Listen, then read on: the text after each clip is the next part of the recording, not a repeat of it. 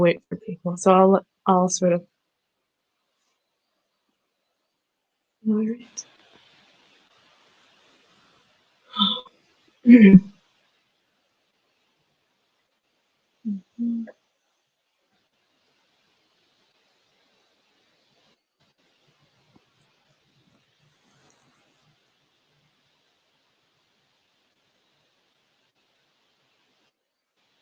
Hi, good morning.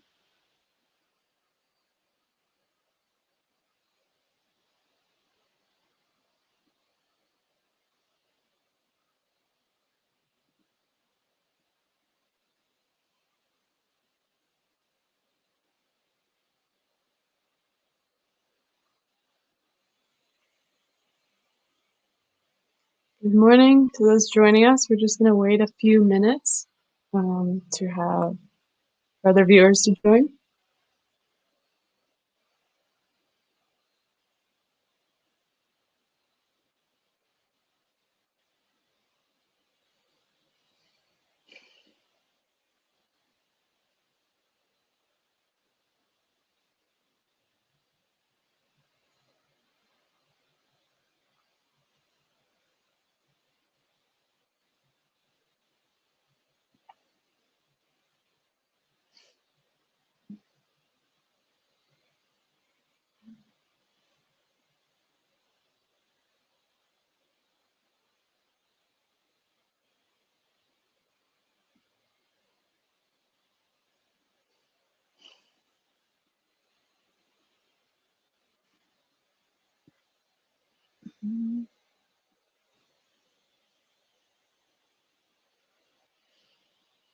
All right. I think we'll just allow people to roll in.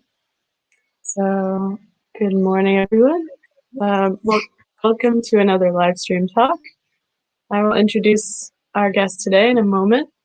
My name is Valenza. I work as a program lead at SendTalk. We're a charity based in South London, dedicated to transforming social and emotional determinants of well-being for children and young people with SEN and their families, and promoting societal inclusion at large. So if you're joining us live, feel free to add your questions to the live chat. We'll try to respond to as many of them as we can today. If you are watching the YouTube recording here, add your questions and comments below and try to continue the discussion. With all that said, I'm delighted to be joined by Dr. Carolina Gaona, an educational psychologist, lecturer, and researcher specialized in special educational needs and disability. She currently teaches undergraduate and postgraduate courses in the School of Education at the University of Roehampton. Today's discussion will center on the challenges and opportunities offered by the SEN Code of Practice and the role of a person-centered transition to adulthood to improve life outcomes and well-being for autistic young people. Welcome, Carolina. Hi, good morning. So I'll hand it over to you here. Mm-hmm. So I can see your screen. And all right, good to go. And you can see it full screen now? No, it's on a presenter mode. Let's see. Oh, in presenter mode. That's odd. Oh, it's because I have two screens. Let me swap displays. Hold on 1 second. Technical issue from my side. There we go. There you go. Can you see the full screen now? Yes, looks great. Okay. So hi, good morning. Thank you, Valenza, for the invitation and for SendTalk to invite me to take part in these talks. Today we're going to talk about transition to adulthood in young people with autism in the context of the special education needs and disability reform in England. So I have to make that caveat. This is England focused and based on the changes introduced by the Children and Families Act. I don't think that we will have too much time to spend discussing autism itself, but what we need to take into account is that autism is no longer considered as a single condition, rather a spectrum of conditions, which come with a series of challenges in social communication and social interaction, and with some repetitive patterns of behavior and sensory difficulties as well. So when we talk about autism, we need to focus or keep in mind the diversity of manifestations that come along with these labels. So this label um, is not unidimensional, and two people with autism may have completely different functioning profiles. So I want just to put this out there to remind us of this diversity when we look at transitioning transitioning young people into post-secondary life. Um, as I said, this talk will be focused on what are the changes that have been introduced by the Children and Families Act in 2014 in England, and what has changed in terms of how the system works for these young people at this particular time in their lives. Now, with the Children and Families Act, a new code of practice came out, and I highlighted the three key points that I wanted to discuss today in relation to autism and transition. The first one is that it has extended provision for young people, for children and young people, extending it from 0 to 25 years of age. So this means that since the introduction of this act and the new code of practice, it is the first time that young people will transition to adulthood under statutory provision. So that represents one challenge for service providers. The second point is the adoption of a more person-centered, holistic, and participatory approach to special educational needs.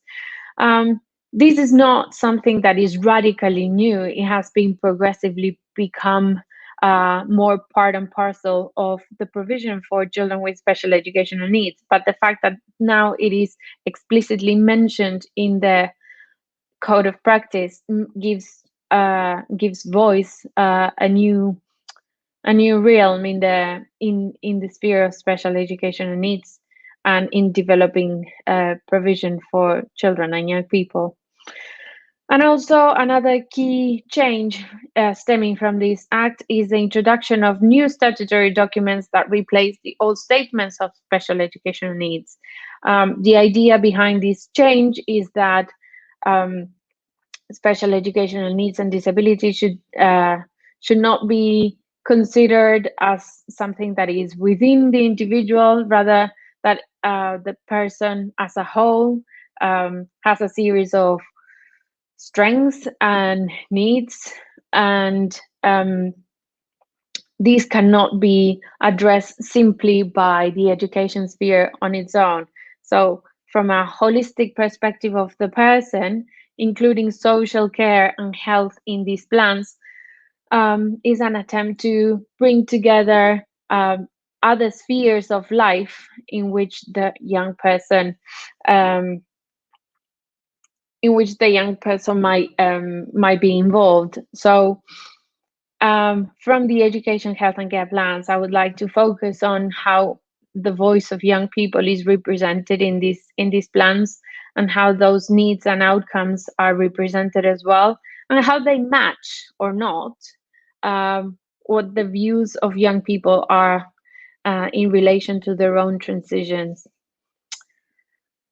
So when we talk about transition in autism, well, not in autism specifically, but when we talk about transition in general, there are two things that we expect from young people at the end of secondary school. This is what society expects, that you would enroll in some form of post-secondary training, whether that be going to college or doing an apprenticeship or doing some training of some sort, and the other one is finding employment. So these two roles come very differently for different for different populations.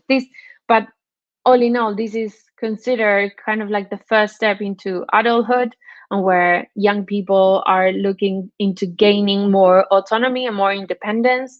They are expected to be more responsible and have more agency in their decision making process as well.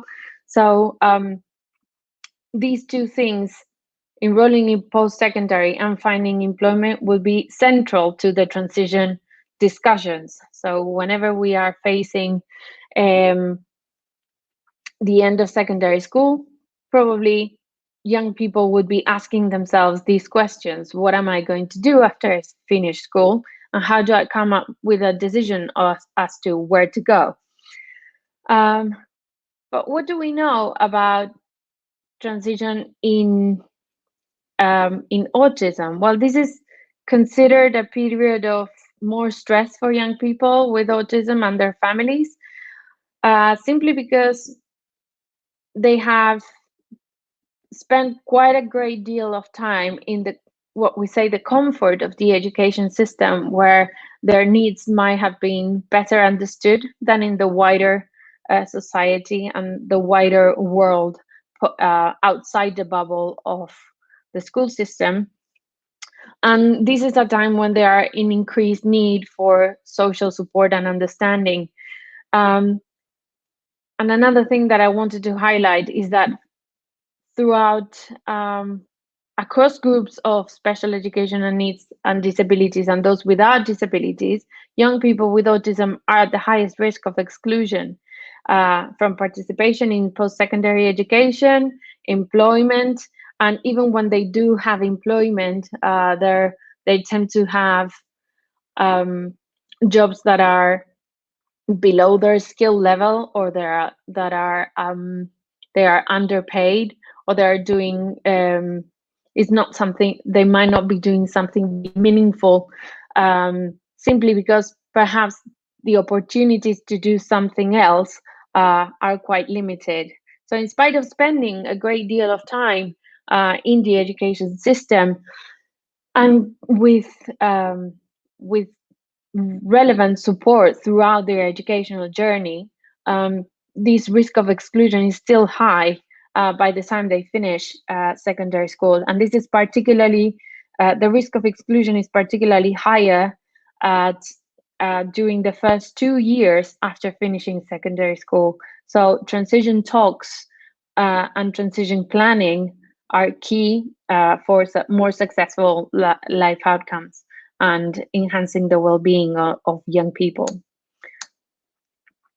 So what happens in autism? So young people might um, finish secondary school feeling less prepared for adult life at work, for community living, or for even for engaging in post-secondary education, such as college or even higher education. They have fewer experiences of autonomy and independence expected of youth transitioning to adulthood. So this particular group may have been more limited um, in how they manage themselves in community participation, for example, whether they are able to travel on their own or not. Whether they have developed domestic skills and self-help skills. These seems to be diminished in comparison with other groups, both special educational needs groups and those without special educational needs. And we tend to see that they move from an environment that has high levels of support, such as schools, to environments who probably know very little about their needs, their characteristics, and how to support them. And this comes together with leaving children's services and moving into new services, probably adult services. And this means for families repeating their story, retelling stories of how we got to this point and what's happening next, navigating, also meeting new professionals as well, and points of contact. So this can be very, very challenging, both for the young people and their families. And also, we're facing a transition to a labor market that increasingly values higher qualifications. So these can also be quite stressful, and we're going to be looking at some of the expressions of young people themselves that have said in relation to this, when talking about their expectations and their views on leaving secondary school and becoming an adult.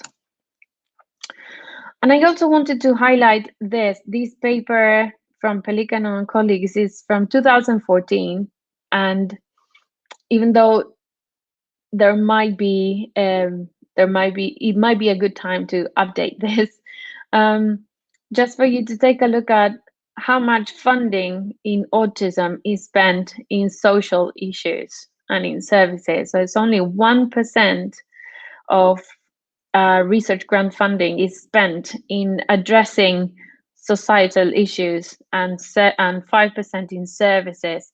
So for a long time, even though autism research has grown quite a lot in the past 30 years, the majority of the funding goes into basic science, like getting to know how the brain works in autism, and what is the biology, even the physiology of autism, and what happens with cognition.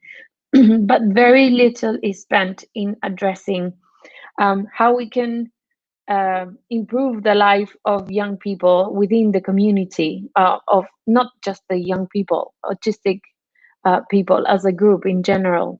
Um, so I think it's important to highlight that even though there's massive research going on at the moment and for the past 3 decades, there's still a lot to do to get a better understanding of how these people live within their communities and what we can do to support them better.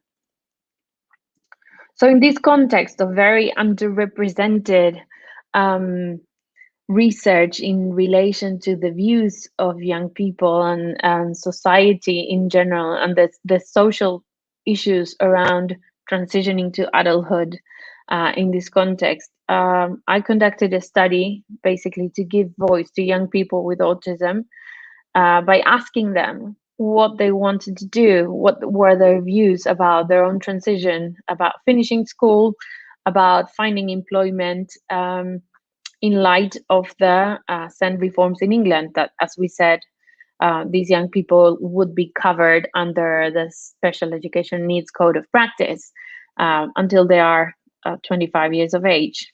And I also wanted to explore how these views were documented, as well as their needs and their outcomes in their education, health, and care plans.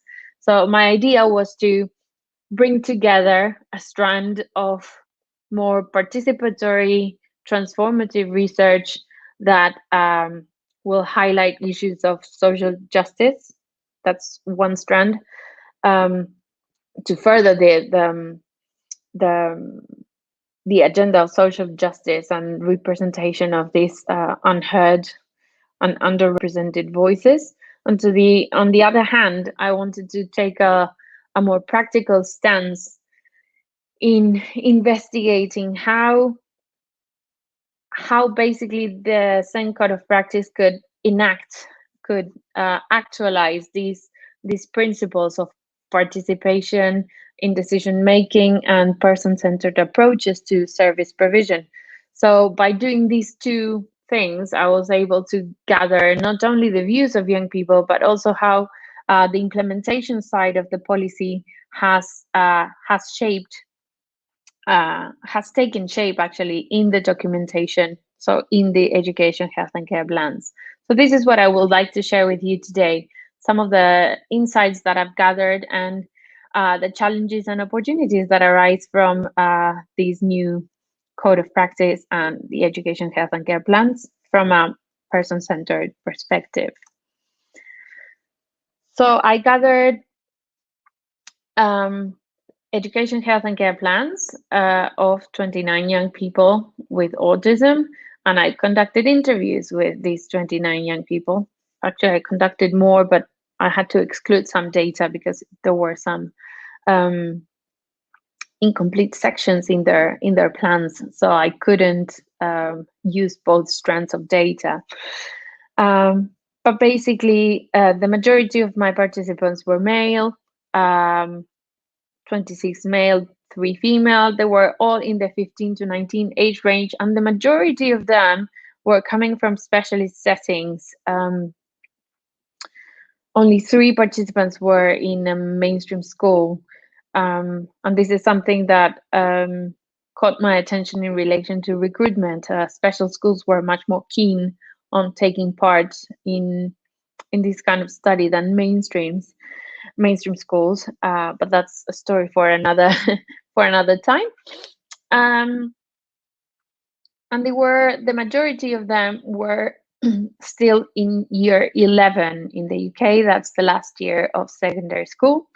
So 23 of them were in year 11, and 6 of them were in either a sixth form college, or they were doing an apprenticeship, or doing or they were going to a college of further education to train for specific vocational training. The idea also about voice is that in giving voice to these young people is that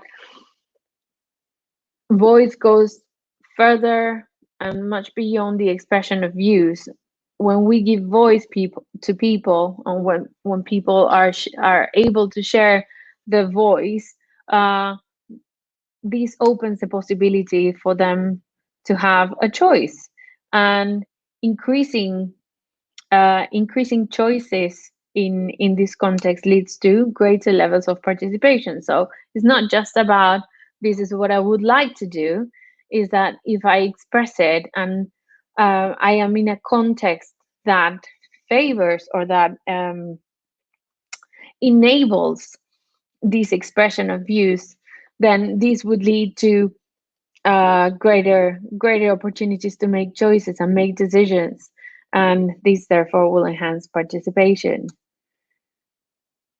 So this is what I found in relation to what young people wanted to do and what they were their experiences and their aspirations and their fears about finishing secondary school.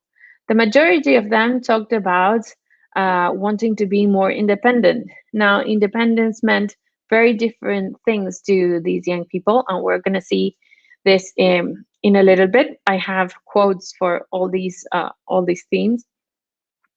They wanted to be more independent. They had a very special place for friendships and how they spent their free time and how that linked to independence. But mostly, they had very ambivalent feelings about the future. These were young people who were very excited and at the same time terribly scared about finishing school for a number of reasons. Some of the reasons were because they've spent quite a great deal of their time in the same setting, and they were now leaving this together with all the people that they have met, and who were a very strong network of support for them. Also because they were not sure of where they were going to go next. This being perhaps having an idea that they would go to college, but they didn't know about the people that would be there, who would be a key point of contact. For example, this was a source of great anxiety, and making new friends, obviously, and meeting new people in a context of social communication and interaction difficulties. So many young people um, were a bit wary of moving to the next stage in their lives, but also they were very excited about this. And this comes together with the role that school and family have played in supporting them throughout their educational journey, and how this may continue. Many of the young people were scared of losing friends, so they had this view that um, the support networks that they have built in school, whether this being by being supported by members of staff or other or their peers, those would disappear from one day to another after they finished school. So there was a great anxiety around cutting ties definitively with these networks of support that they have built for such periods of time.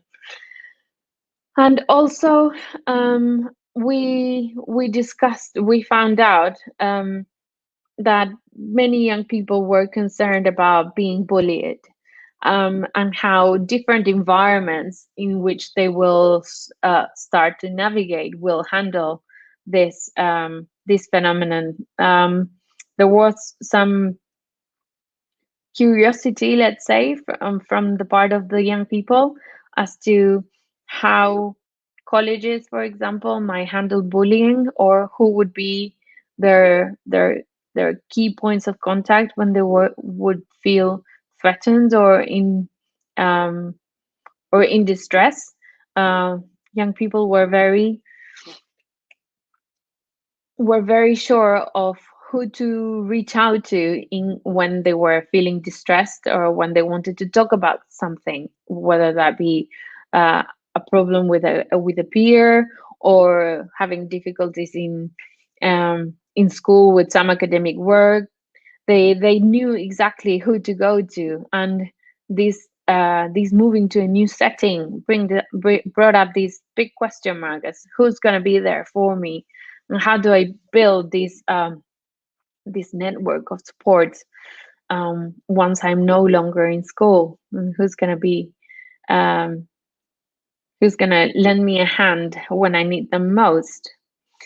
So, broadly speaking, these five topics were the key themes that I identified as within the views and experiences of young people transitioning to adulthood. Now, um, even though that many of these themes could have been expected, I have expected to see the topic of independence emerging in transitioning young people, but is the nuances of these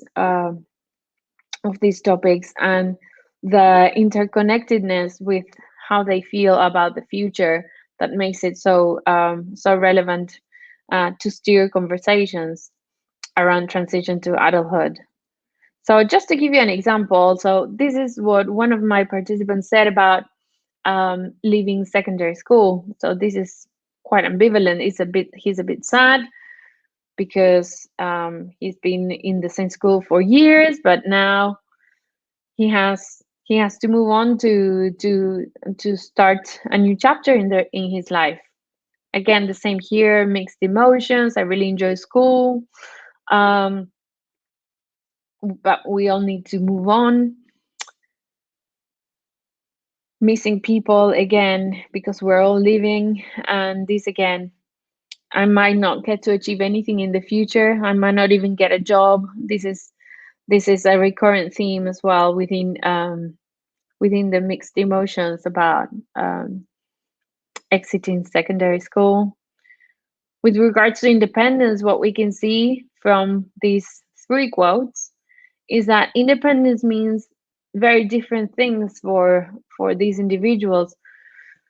For one, independence may be making a meal on their own for themselves with no help. For another one, is taking a bus to be able to go to the cinema on their own without an adult, or using money independently, sorting out washing. So there are things about community life, there are things about domestic life, there are things about mobility. So these spheres are quite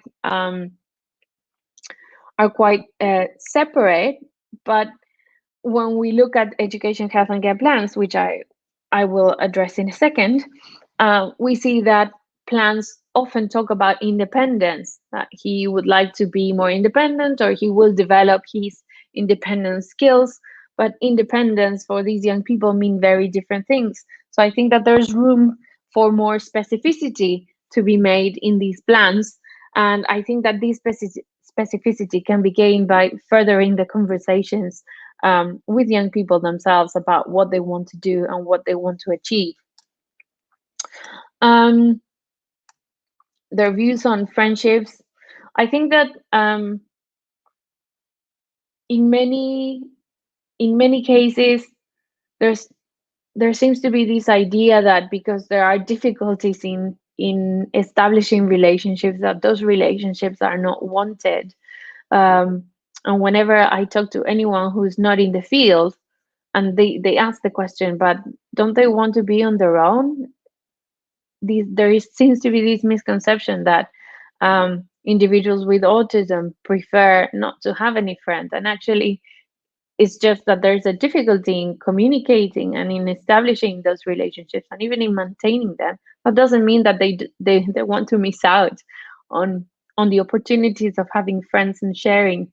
Um, so I think it was rather wonderful to see, to listen to these young people talk about their friends and how, we have each other's backs when there's trouble, or I can turn to a friend that I trust when something's not right. So I think the issue of the theme of friendships and free time in particular is very important when we talk about transition, particularly because they want to experience more autonomy, and because they want to experience more independence. They want to widen their the range of experiences. There might be more free time to see friends. And this is another area that I think needs furthering, because most of the young people talked about their free time as being accompanied by an adult, and this being something that they wanted to improve. So um, they recognize the value and the support of a parent or an older sibling in, going with them to the shops or to a mall or to the cinema, or even taking a bus. But they all highlighted that they wanted to spend time with their friends, and that this free time would not be necessarily um, helped, let's put it that way, by an adult. That they wanted to be able to decide for themselves, where they would like to go and what they would like to do, and how to engage in activities with their friends. And when it comes to parents, there was there was a huge recognition actually of how supportive parents can be in dealing with their problems. What what caught my attention from this strand of themes is that many acknowledged or felt that they were a burden to their parents, and that they wanted to be um, more independent, partly in order to relieve some of the stress that they felt they caused to their parents. Um, Obviously, they recognized that they would still go to them when they had a problem, or when they wanted to discuss something that they didn't know how to resolve, or even to make important life decisions. This was another key aspect. Um,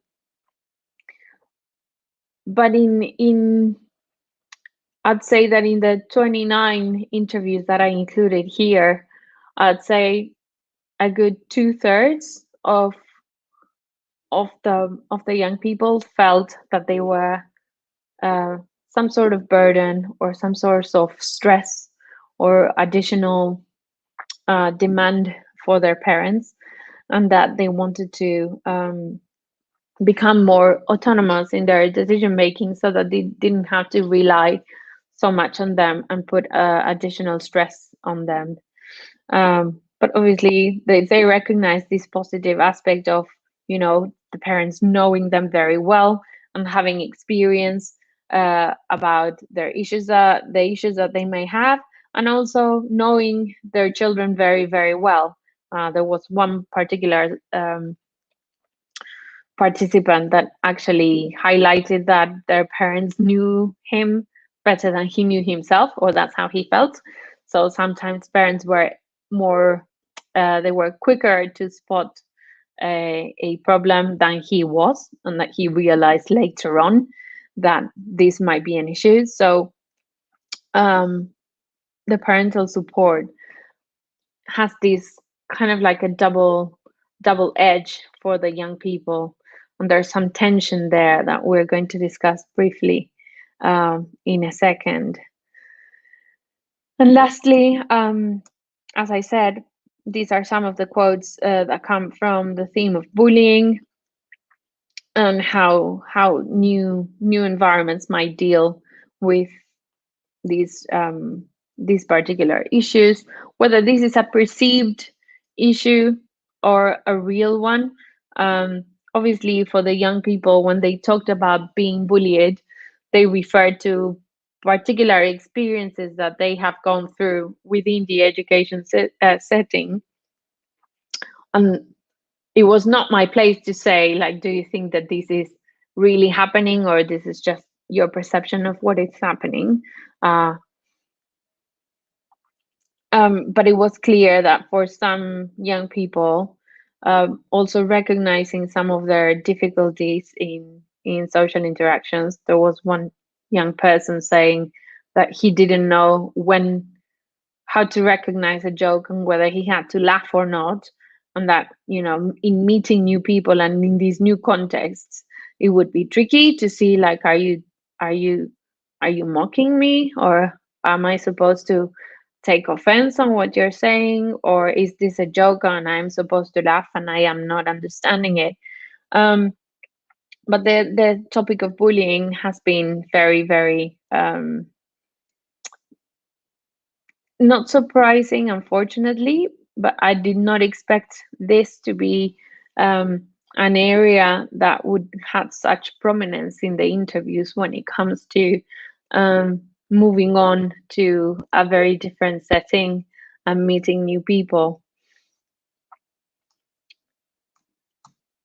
Um, so, as I said before, when we talk about independence, as I said, independence was not just this very broad concept. It had very specific dimensions that um, relate to issues of around mobility. So whether it is walking around the street on their own or taking public transport and crossing roads on their own, um, there were they mentioned issues around self-care and like doing sorting out washing sorry domestic life and self-care is like sorting out washing or preparing a meal on their own, and engaging in community participation, such as going to the cinema or being able to go shopping, or handling money, and going shopping for clothes, for example. That was one of the participants desired to be able to handle money better, so that he could go to the mall and choose their own clothing, for example, with no adult support. So when it comes to addressing the topic of independence, I think that there has to be scope for more in-depth conversations with the young people in order to capture these nuances in what they mean, or what we mean by wanting our child or our student to become more independent. Um, is it in terms of a self-help skill, or is it in terms of engaging in activities outside the home without support, or with reduced support, and so on and so forth.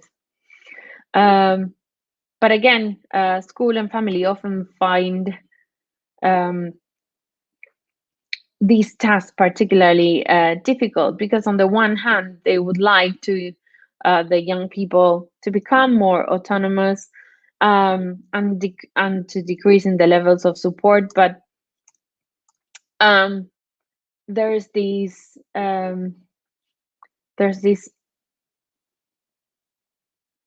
issue around protecting them from harm, that sometimes makes, particularly for families, uh, these this task of increasing autonomy very difficult, and you could see this tension in some of the anecdotes that the young people told. So there was one young person who walked to school with his mom every morning, but he did halfway with his mom, and then his mom would stop and go back home, and he would walk the other half. And when I asked him, so would you like to walk the whole way to school with you on your own? And he said, like, yes, I would love that, but I know that my mom likes walking too. So in some of these anecdotes, there was this hint of parents perhaps um, not wanting, to let go, not because they were not prepared, but because um, we found in some of our research with parents that parents can be very protective of young people, of their children in general, more particularly of children with special education needs. Um, so this could be very, very challenging to manage, both for families and for the young people.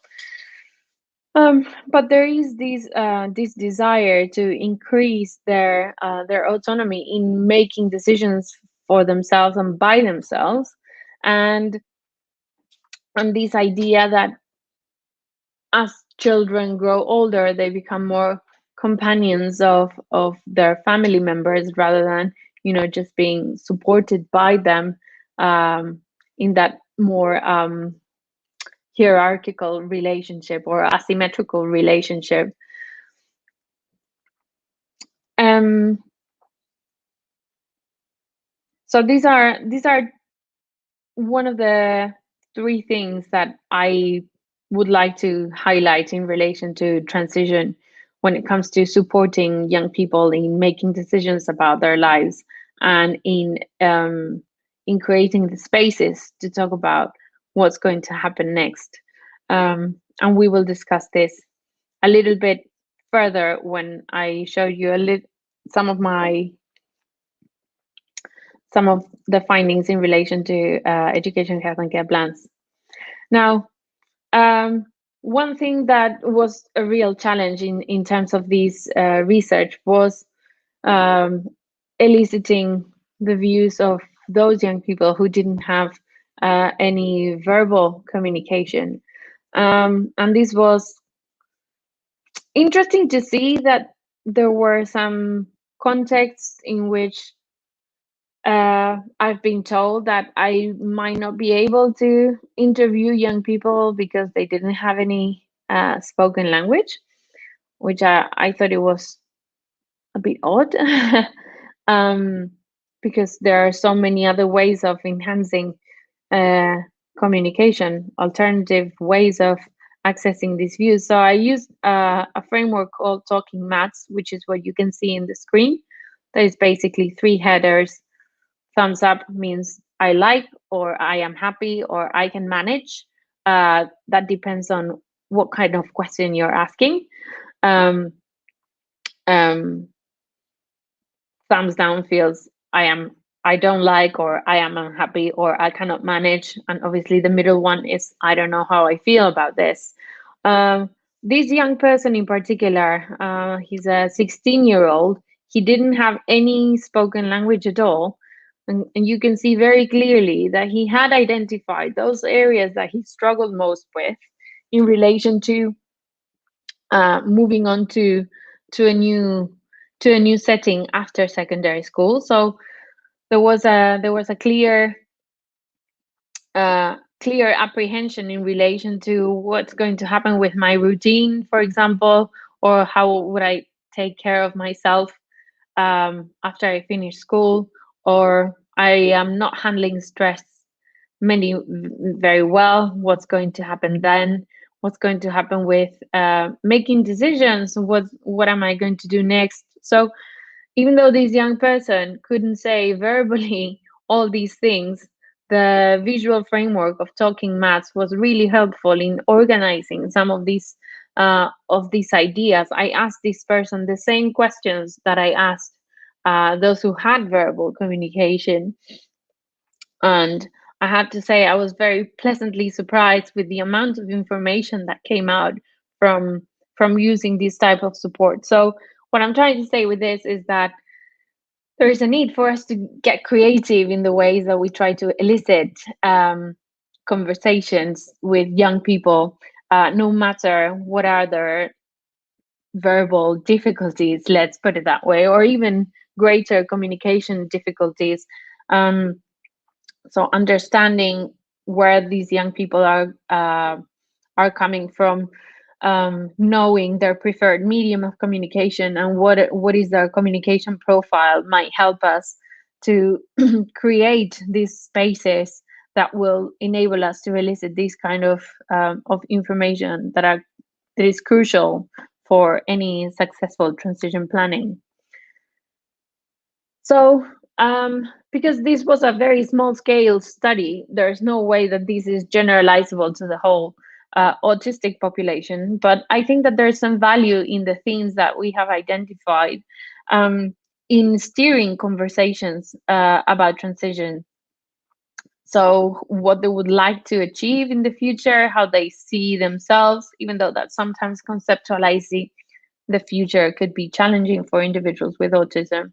Um, there are still ways of talking about perhaps more immediate future uh, decision making without looking at the future, at the far future of um, of adulthood and um,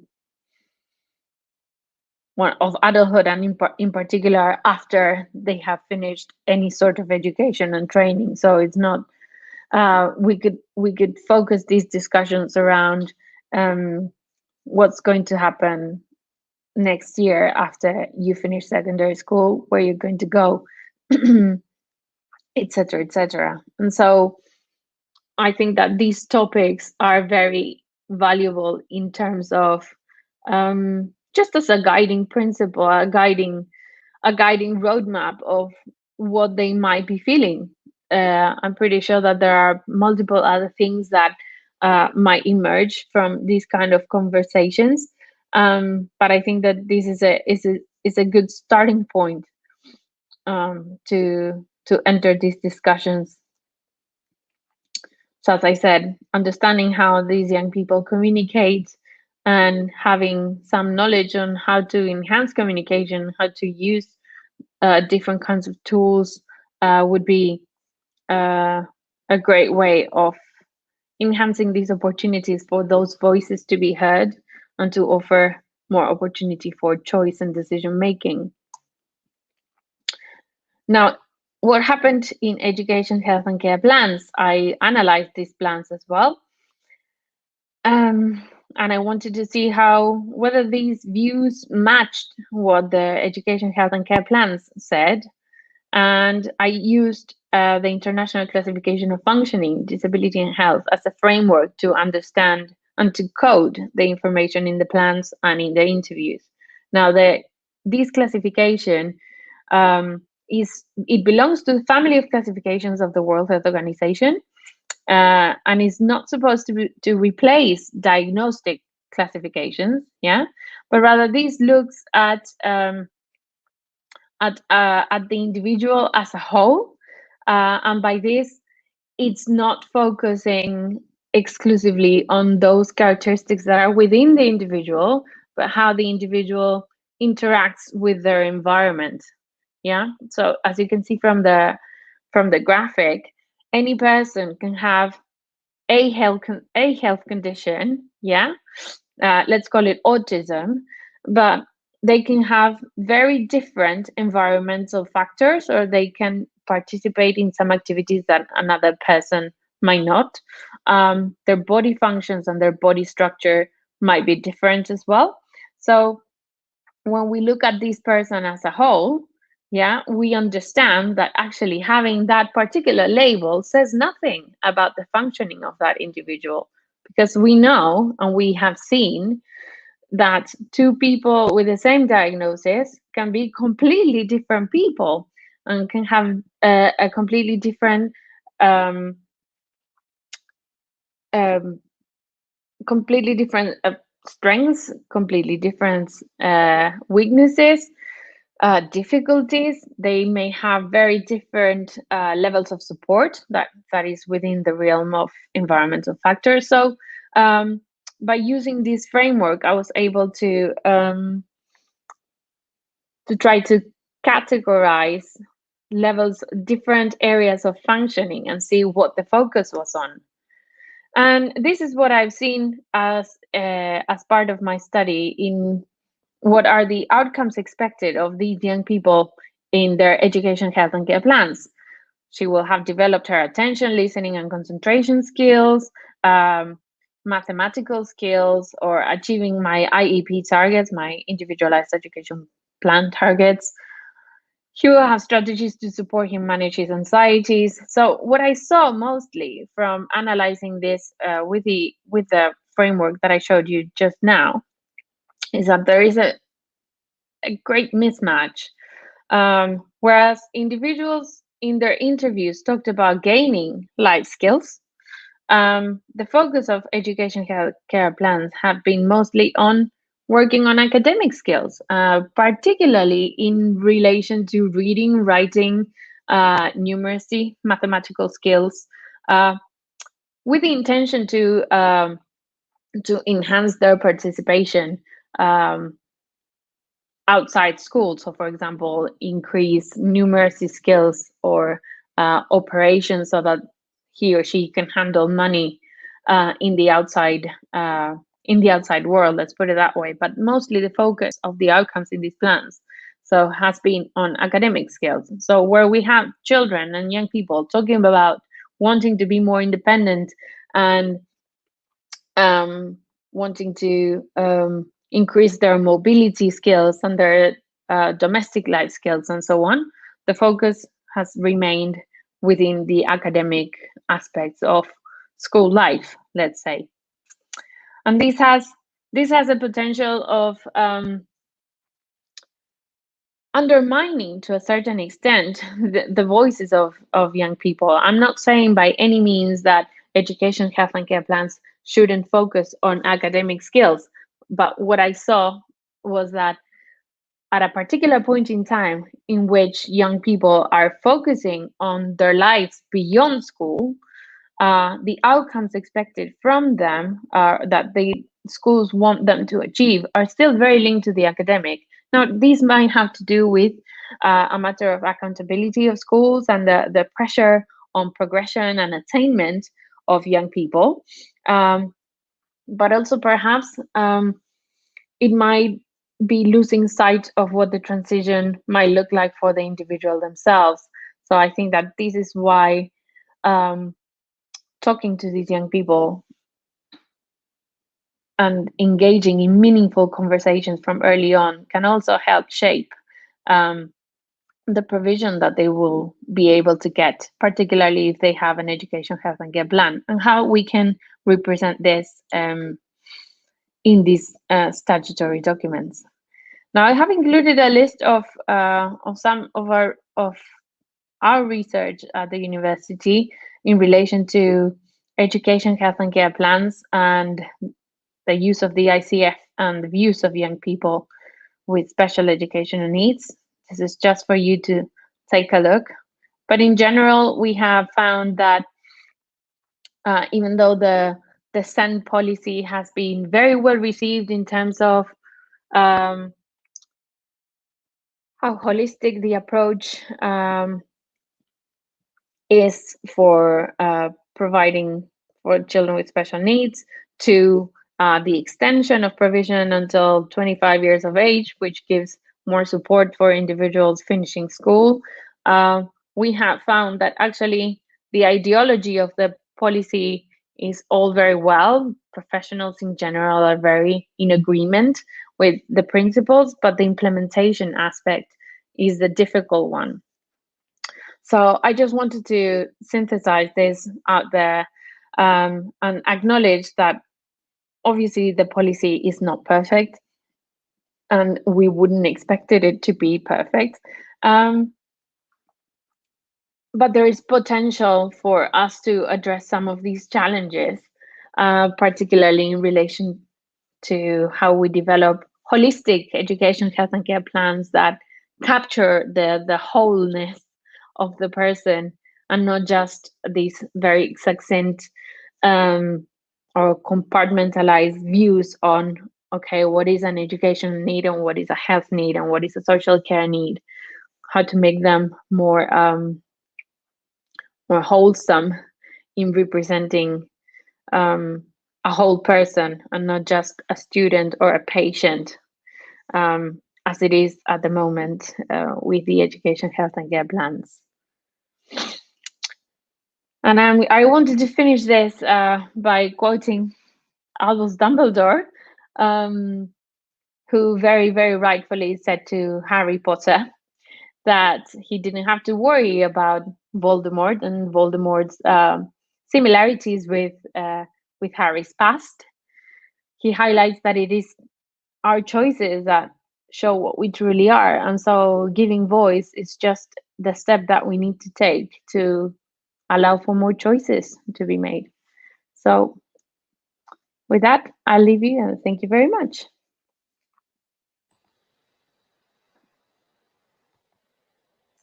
Wonderful. Thank you. That was a wonderful note to leave it on. Um, so Carolina, I guess I want to gear us a little into a small Okay. Q&A at the moment. So um, I think so. The first question I'd have, so as you observed, there's a clear outcome mismatch between life skills that are often useful for these young people with witness and academics on EHCPs. So what can parents and professionals be doing to create a more holistic approach thinking about this transition? What can we start? Maybe getting the language for these outcomes. What would you say? I want to. I'll share my screen again. If you can, I don't know why I cannot go to. Oh, there we go. So the Let me see. I actually, Carolina, I don't see your screen. Would you sorry, mind? I think I unshared it somehow. Share again, and I'll Share put it screen. so we can see. Yeah, share screen. This one. Okay, I'll let you know. Okay. Can you see it Mm, yes, there we go. now? Okay. So the code of practice says that outcomes in education, health, and care plans should be SMART, and by SMART they mean that they should be specific, that they should be measurable, attainable, that they should have a time frame, and they should have some contemplation for resources needed. Mm, Right. What I have used in my study to evaluate these the outcomes and whether these outcomes were smart or not was to use a tool to rate these outcomes called the goal functionality scale, um, which is in this slide. Let me make it bigger for you. So whenever I was, wait, you have mm, the presenters view, don't you? yeah. Swap display. I'll swap displays. There we go. So when looking at the outcomes, I asked for every outcome, which were around 320 outcomes, um, in all the plans that I've gathered. To what extent does this outcome emphasize a child's participation in a routine? So, um,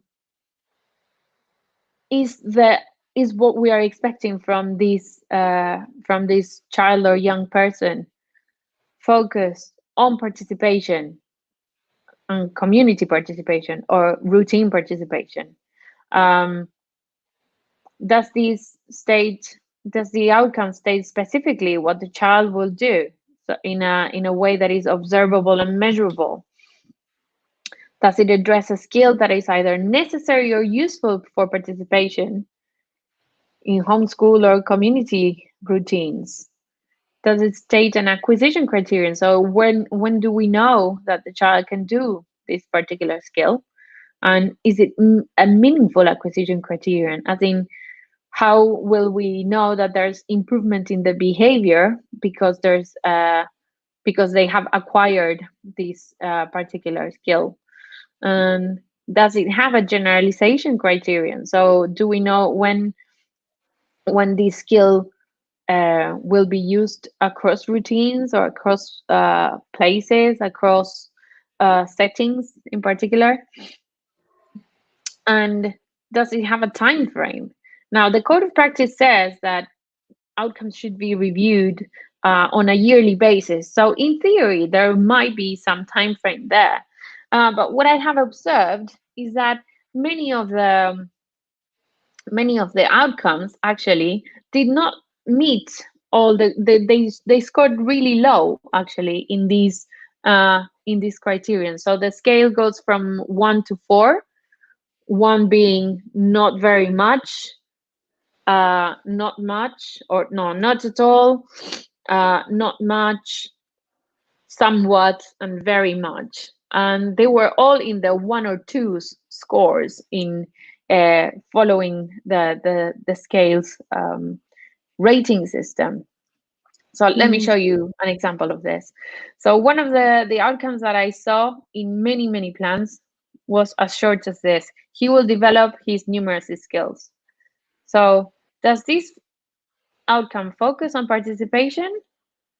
Well, it doesn't really focus on participation. It doesn't say anything about participation. What we can see is that this is a very short outcome that is really vague. So the idea for the outcomes to be smart is that those outcomes would be picked up by provision, and the provision will make room for the outcomes to be realized, right? So this clearly shows that the outcome is not very specific in terms of what it is expected for the child. So is it specific? No, not really.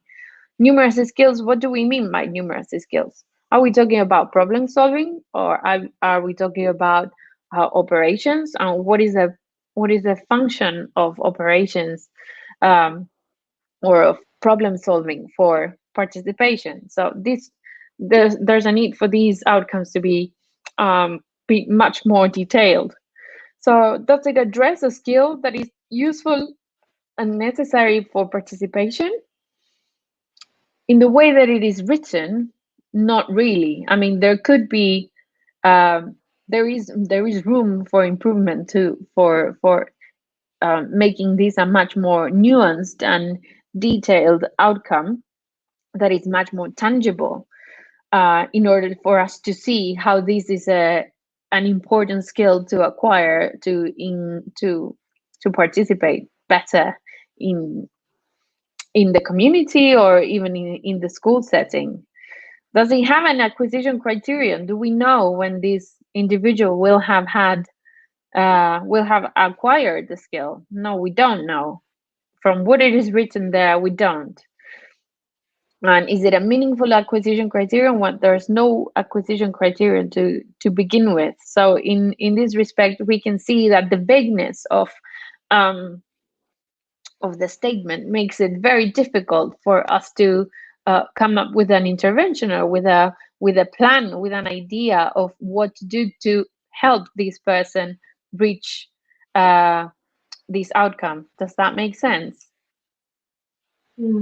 Does it have a generalization criteria? Well, no. Again, we don't know when this young person might acquire the skill and whether they would be able to showcase it in other sphere. So no, it doesn't. And does it have a specific time frame? Well, again, no. This might be the one criterion, the time frame criterion, by which plans are kind of like saved by, because they have to be annually reviewed. But then there are some outcomes that might not be a year-long process, that it might be a matter, they might be a matter of a few weeks or a term or even half a term. So this would be valuable um, for practitioners to incorporate. Now let's take a look at the second one. This one is a bit richer than the first one that I've showed you. So it says he will feel more confident in asking for help if needed and initiating new conversations. They will help him develop the social skills which will be important to him when working and living independently. Now, is there a focus on participation? I'd Yeah. say yes. Uh, it says that this is important for this person initiating conversations, and initiating new conversations is a is a participation oriented um, activity. So there is a focus on participation there. Now, is it specific? What do you reckon? Yeah. Right. And I guess that last piece of developing social skills important for working and living, that would have to be separated and understood contextually as well. So, what does independent living look Yeah. like? But you can see everyone would benefit by asking for help, sort of expressing oneself when Hmm. needed. Perhaps what could be um, highlighted in this one is that the social skills. What do we mean by social skills in this context? So social skills can again mean lots of things. So is it a matter of asking in the right tone of voice, or is it how we approach strangers, or um, is the words that we use? So I think that there's room for making this more specific, but there is certainly a focus on participation. And is it a skill useful or necessary for participation? Well, yes, we said that asking for help is is crucial. Well, for anyone who is, uh, if you need help with something, there must be a way of asking for that help and sorting out the difficulty that will perhaps enable you to further participate in other areas. um, right? So I don't know. I was supposed to take this bus because I wanted to go to this place. How do I get to this place from another means of transport because the buses are not running? Um, this is completely feasible.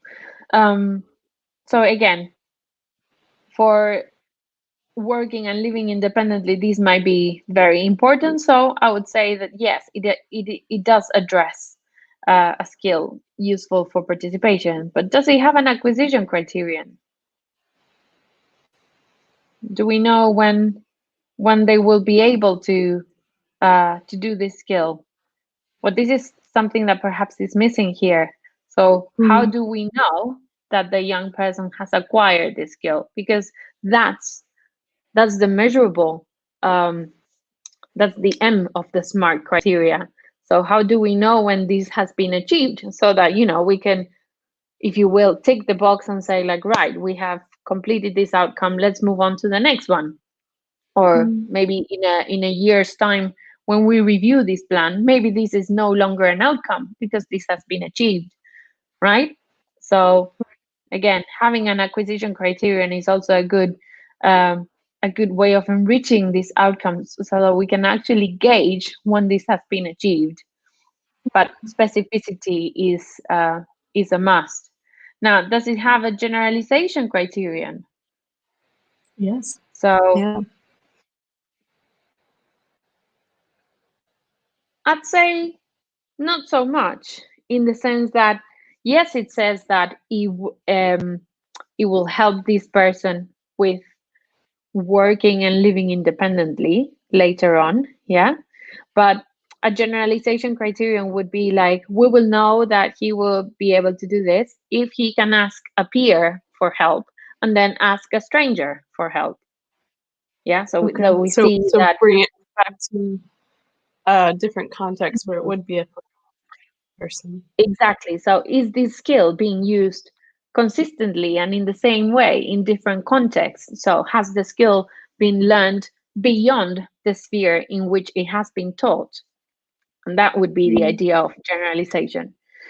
And does it have a time frame? Well, as I said before, maybe because the plans have these 1 year target, it might well be that it has. But it might be useful um, to set a time frame for individual outcomes, because some outcomes might take years or a year or even more to reach, and some other ones might be more short term. So I think that this level of specificity might make the outcomes much richer. And also, I do understand that the plans are well intentioned in the sense that they talk about independent skills, or mobility skills or numeracy skills for greater independence later in life, or for more community participation. But they lack the specificity at the moment in which provision has to be put in place. So if we go back to this kind of outcome, if you are a practitioner and you come across, this is a 16-year-old and one of his outcomes is that he will develop his numeracy skills. As a practitioner, what do? You need to know a lot more about those skills that he needs to develop, he or she. In this case, it's a he. But the outcome on its own doesn't lead to any specific pathway of provision. So what do? Mm. Does that make sense? Mm-hmm. Right. So almost linking outcomes with provision as a means to say, to set up expectations for how a provision would look, depending on what a young person might need or want to acquire. Right? Would you say? Exactly, exactly.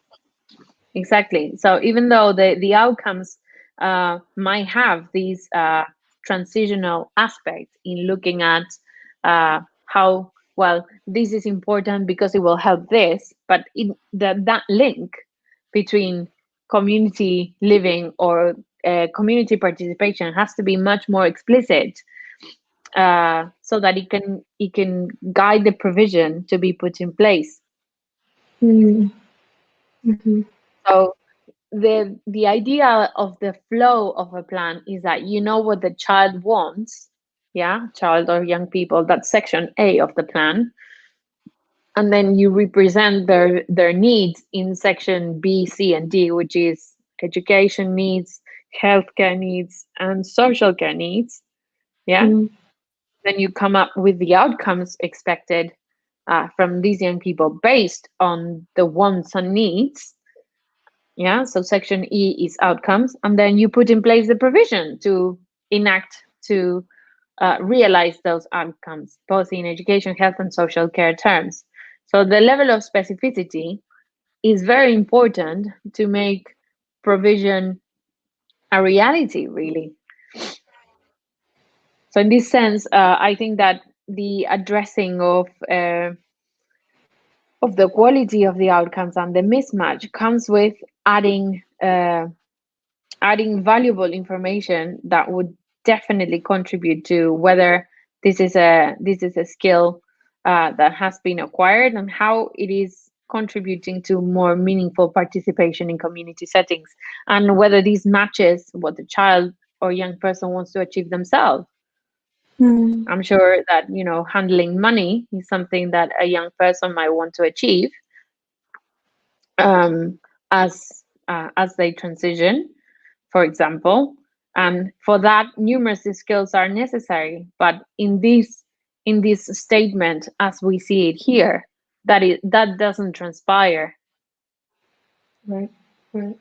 Yeah. So I guess what we can say, you know, how we can how we can look at the outcomes of your research and the insights you've gained from it is saying to the professionals, almost focusing using specificity in these questions, Mhm. regarding how a person wants to participate in their life on an ongoing basis. Um, Mm. and it does provide that very clear link between, okay, this outcome's been achieved in this set time frame. Now we can look at, a different type of provision, or maybe losing the provision altogether. So makes it almost would seem like there would be a clear communication that would be enabled between, professionals around the child, the parents, in a sense that everyone's cued in, everyone is understands really what the basis of these aims are for the child. Um, Yeah. Yes, definitely. yeah. Okay. So I guess with that in mind, when should parents begin thinking about the transition to adulthood for a young person? So the code of practice says that conversations around transition should start as early as year 9, which is when the young person is around 13 to 14 years of age. Um, I'd say that it's never too early, I think, um, especially because time flies, and I can appreciate also the bureaucracy and the admin behind the scenes process that goes on to developing an education health and care plan, and whether that young person would be transitioning uh, with an education health and care plan. Because, for Mm-hmm. example, if a young person moves into higher education, they no longer have an education health and care plan attached to them. So I think that these conversations can happen, uh, yeah, as early as year 9, or even younger. I think that it is important to acknowledge that there are very different.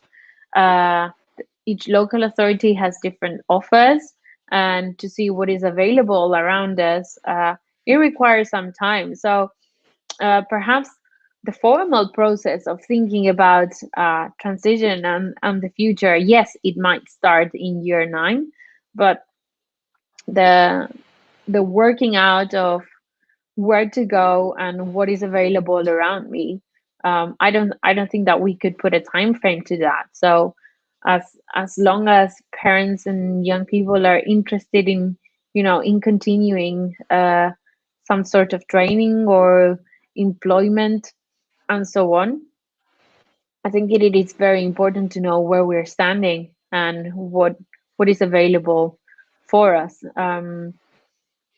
So I'd say I wouldn't put a time frame for that really.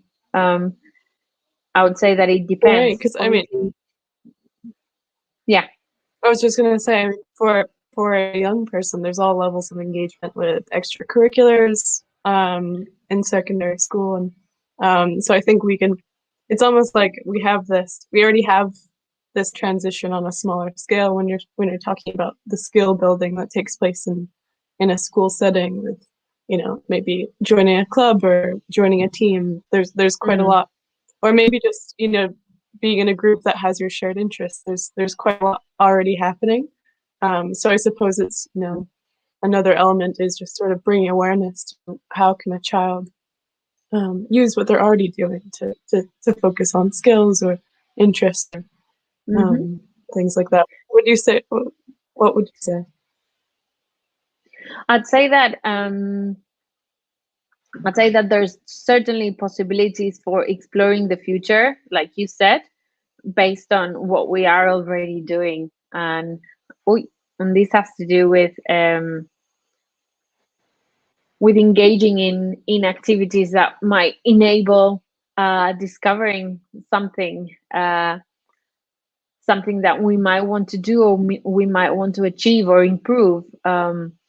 There's not very long ago, I read this paper that talked about how experiences shape our conceptualizations of the future on and our future selves, and they termed this a possible self.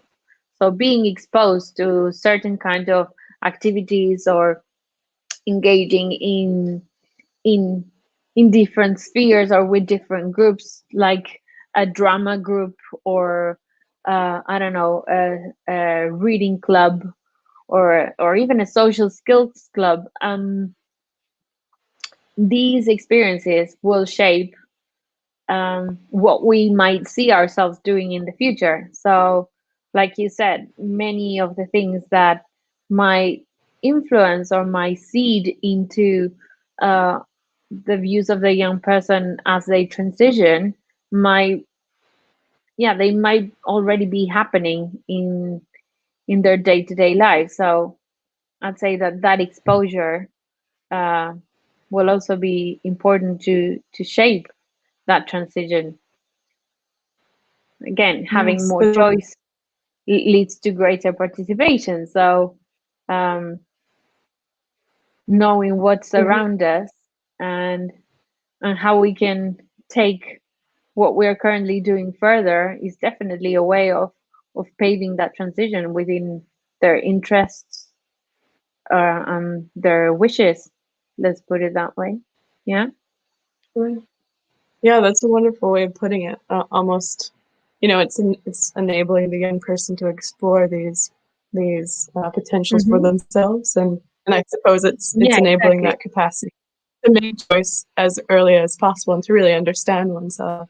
Um, but I Mm-hmm. guess it's always the individual's experience. So it's if there's a case of anxiety, it's dealing with that, and then sort of gradually opening up to different potentials that exist. But that's wonderful Mm-hmm. advice. And I guess that leads us into my last question, which is in terms of addressing anxieties and apprehensions around transition, um, how might we shape a post-16 offer that is comprehensive, that does speak to um,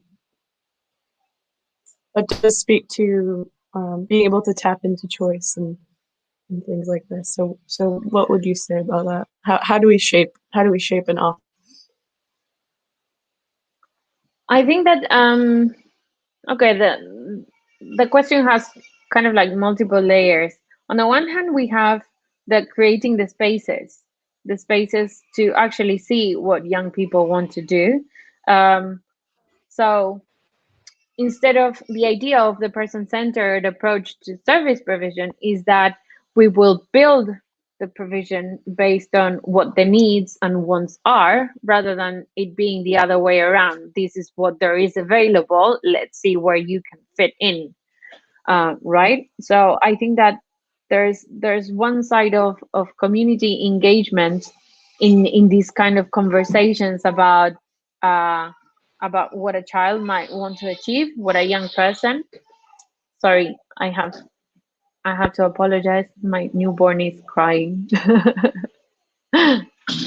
um, so yes, on the one hand is um, having these conversations, meaningful conversations, and creating a space uh, to discuss what is available, what are the needs, and what are the wishes of these young people and their families as well, and try to see how we can create kind of like a feedback loop where the provision is shaped by the needs and by the by the demand, let's put it in those terms of the local community, so that the local offer would be responsive to those needs rather than ecstatic to and yeah, less fluid in those terms.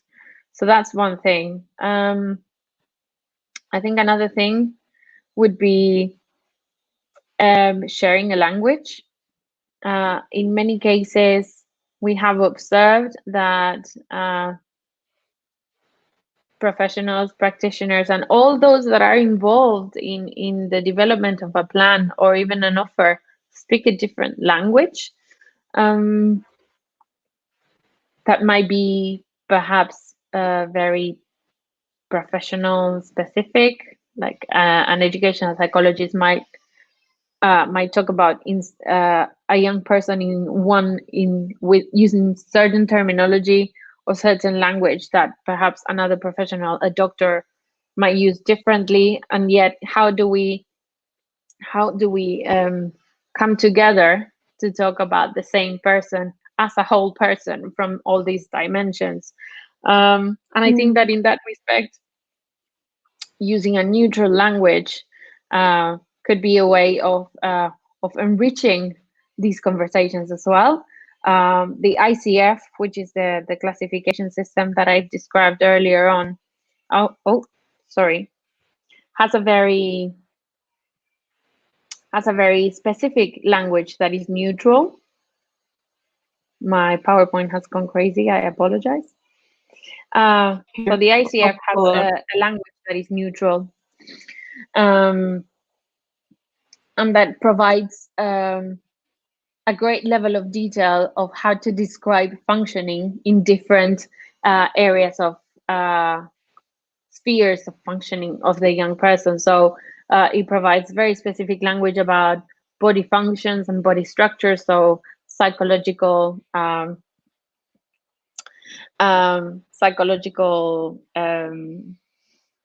abilities, attention, cognition, to communication, whether it's communicating with another person by receiving a message or by creating a message, or being, whether it's when we talk about mobility and participation, is that mobility walking somewhere outside the home or inside the home, or is it taking public transport or not?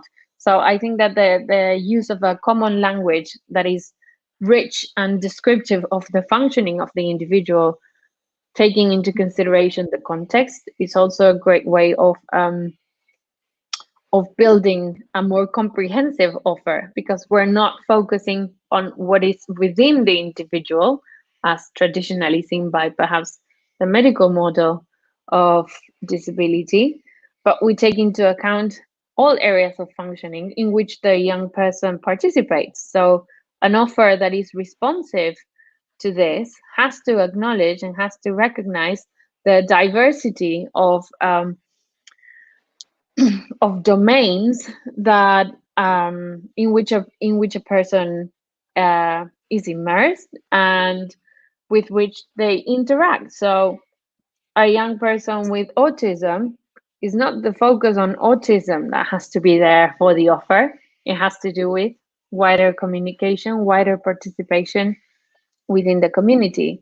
And I think that this shared language between professionals and practitioners uh, might be enabling to recognize this whole person, this more holistic approach to how we develop um, services that are responsive um, to these particular characteristics, if that makes sense. Absolutely. And I think that's it's a very important detail, that a universal neutral language, it really does allow you to kind of into experiences we all share and types of participation we all share. So it makes um, this person behind an EHCP or behind a type of provision more accessible, right? And we're able to see, look, I think it really does hint to a process that is more malleable, able to change, and which this is kind of what you expect as needs change and emerge, that the professionals shaping this type of provision or writing it also needs to be the same. So it's wonderful. Okay. So thank you for that. That was really insightful, Carolina, for your time. Thank you. Thank you. And thank you for everyone who joined us today. I hope it's been helpful. Attendees should be getting a copy of these slides. But yeah, so if we get additional questions, Carolina, is it all right if I send them to you? Yes, Okay, of course. great. Of course. At the end of the PowerPoint slides, I have included my contact details as well. My email from the university. I might take a while to respond to those because I'm on maternity leave, but I do take a look at them and I'll be happy to answer questions. Yeah, definitely. So send them my way. Okay, great. All right. So thank you so much, Carolina. I'll see you next time.